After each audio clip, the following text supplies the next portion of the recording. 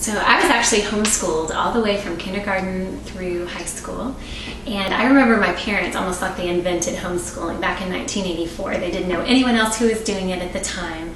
But my mom had been a second grade teacher, and my oldest brother Davey was so curious. He had so many questions, and she said, why don't you just keep him home this year and just answer some of those questions that I don't think that a teacher is going to have time to answer in a traditional classroom setting. And they loved their time together so much. So they said, well, let's just do it one more year. And as they sought the Lord's guidance, 28 years later, they have finished homeschooling all 4 of their children, and we had such an incredible experience. So I'm really thankful for the investment that my parents made to just be able to answer our questions and to do life beside us. And I know often people say, well, now since you were homeschooled, why did you decide to homeschool your own children?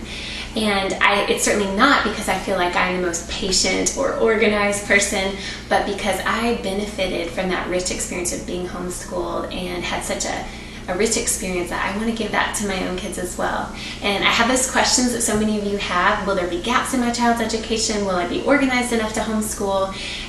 But I know that I have that long-term view that it's worth it. That yes, there will be gaps in my kids' education, and yes, I will probably never be perfectly organized. But when I look back on what mattered to me about my own education, did I care whether my mom was, had everything perfect?